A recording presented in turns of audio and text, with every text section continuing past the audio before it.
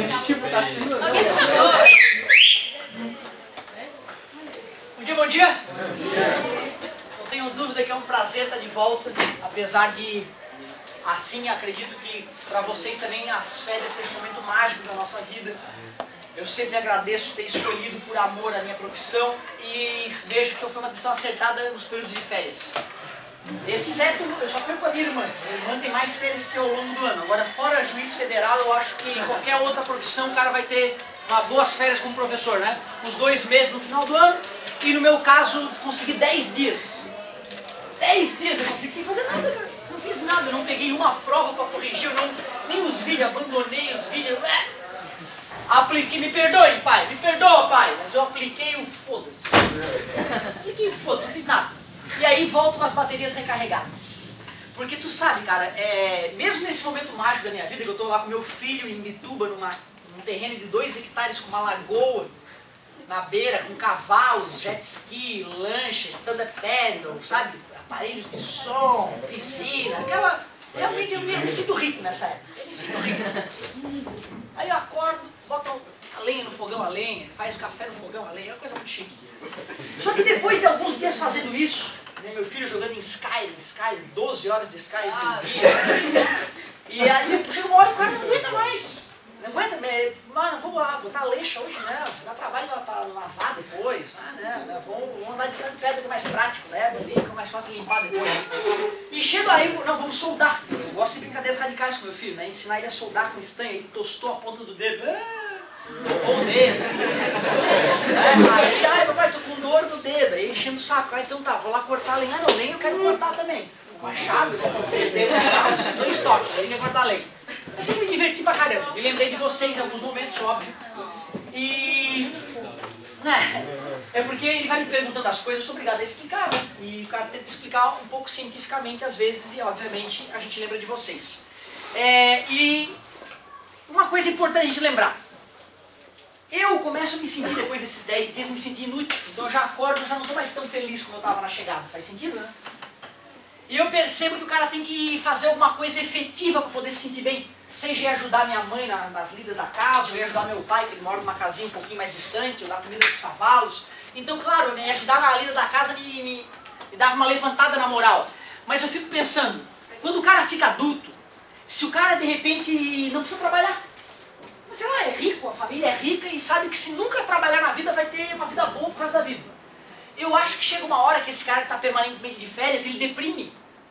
Isso é uma coisa delicada. Talvez tu só vá perceber isso um pouco mais próximo da vida adulta, que a gente percebe que essa vida só faz sentido com trabalho. E não interessa qual é o trabalho, interessa que tu tem que trabalhar, tens que um dia ver os frutos do teu trabalho acontecendo. Espero que vocês, né, na vida adulta percebam isso, porque quando a gente busca um caminho mais fácil para se acomodar, o cara deprime, bicho. O cara tem que gastar suor mesmo. E o meu prazer é esse aqui, estar com vocês agora. E vou tentar voltar a sacolejar o cérebro de vocês para voltar a bombar esse cérebro, porque o cérebro sabe, né? É diferente de músculo. Já te expliquei, né? Músculo, o cara fica uma semana sem usar, praticamente não faz diferença. Claro, se o cara é um atleta de ponta, por exemplo, de repente de vocês está malhando todo dia indo malhar, religiosamente, só sábado e domingo folga. Aí ficou 20 dias sem fazer nada. E vai voltar para a mesma série, não termina, cara. A série o cara não termina, o cara vê que a musculatura deu perdeu um pouco do rendimento. Mas também uma semaninha de malhação tu já volta para a série que tinha. Por exemplo, eu cheguei há alguns anos a malhar bastante, já estou há 3, 4 anos sem malhar. O cara vai voltar a malhar agora, eu lembro que eu fazia 3:10 o apoio, barra. Hoje eu faço 3:04. 3:04, me matando. Então é triste, né, cara? Porra, eu cheguei lá, vou voltar a malhar, fazer 10. Eu fiz 3 na primeira semana, cara. 3 repetições, eu fazia 10, isso é muito nojento. Mas o cérebro é pior. O cérebro ele murcha muito mais e muito mais rápido. O que está querendo dizer, professor? Não, é claro que se eu pegar as questões que nós estávamos trabalhando outrora e colocar de supetão na tua frente, tu não vai matar de primeira. Tem uma aulinha, revisa tal, tu já mata a questão.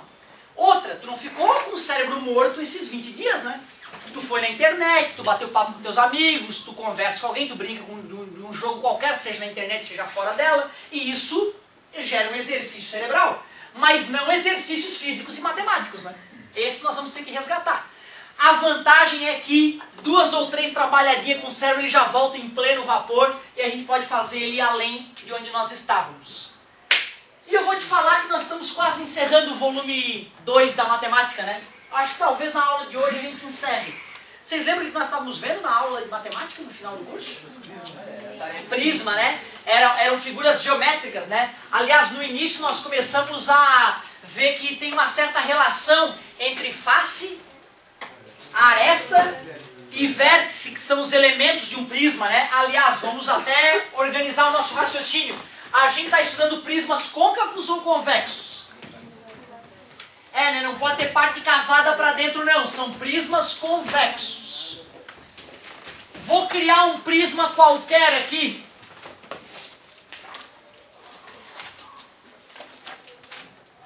Ali ele. Como é que nós chamaríamos esse prisma? Legal, 1, 2, 3, 4, 5 é a base que dá nome. Já que a base tem 5 lados, é um pentágono, prisma pentagonal. Aí nós podemos dizer que essas aqui são as arestas, a união entre as arestas é o vértice e cada plano desse aí é uma face. Euler, ou Euler, como é que ele desenvolveu uma relação matemática para esses números aí? Vértices mais faces, aresta mais 2. É a relação de Euler ou Euler que a gente viu para determinar a relação entre o número de faces, vértices e arestas. As questões mais delicadas que nós vimos desse tipo foram aquelas que tinham uma planificação, ou seja, a figura não estava composta ainda. Aí nós tínhamos que lembrar que 2 arestas vão se unir para formar uma, né? Lembra disso? Era a partezinha mais perigosa, talvez. Nós vimos que numa figura como essa, eu posso chamar de área da base essa partezinha aqui, né? Essas 2 partezinhas, área da base. E toda essa região aqui a gente chama de área lateral. E se eu quiser determinar a área total, como é que eu faço? Isso, se eu chamo a área da base as 2, eu vou já usar uma vez só. Se tu chama de área da base uma delas só, 2 vezes a área da base mais a área lateral, né?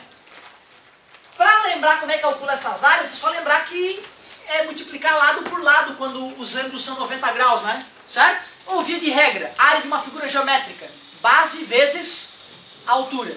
Não entendi, professor. Ai. Se fosse um retângulo, era só multiplicar, lado vezes lado, 8. Mas se for um paralelogramo, ó, não adianta fazer 4 vezes 2, né? Eu tenho que pegar esse tamanho aqui, certo? Se fosse, por exemplo, 1,5, aí fica 4 vezes 1,5, 6. Beleza? Nada demais, né? Base vezes altura. Houve ocasiões onde a gente precisou até pegar um hexágono e dividir em triângulos, lembra? Como é que fica mesmo? Deixa eu ver.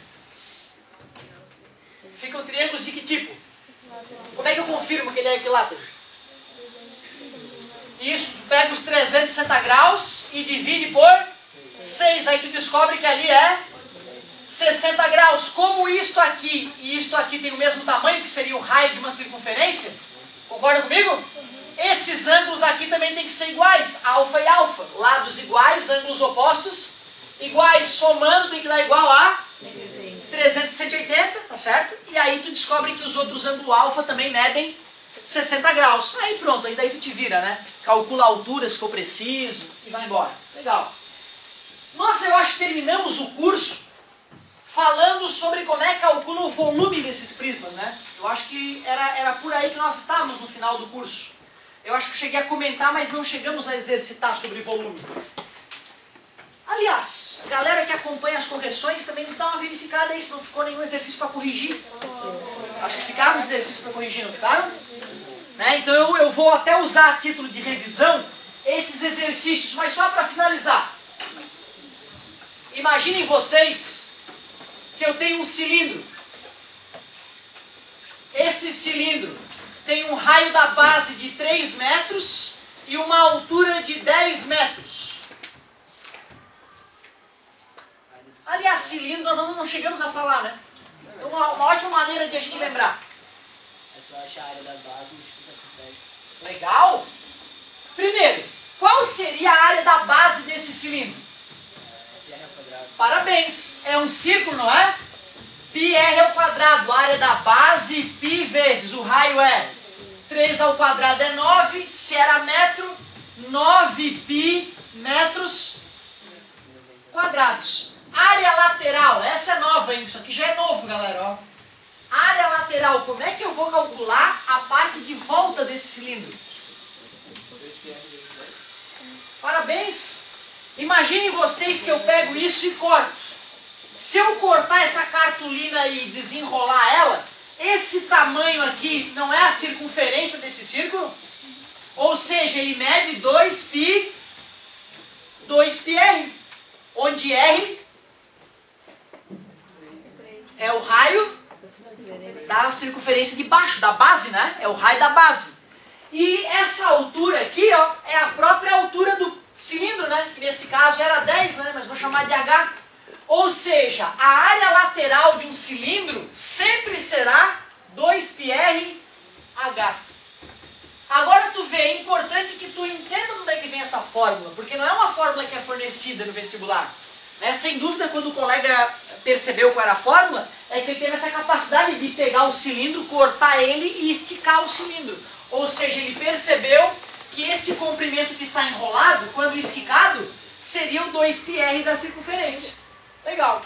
Nesse caso, vamos ver como é que vai ficar. 2π, o R é 3 e a altura é 10. Nesse caso, a área lateral ficaria 60π metros quadrados. E se a questão que disse área total, como é que fica? Área lateral mais 2 vezes a área da base, concordam comigo? Então vai ficar 60π mais 2 vezes 9π.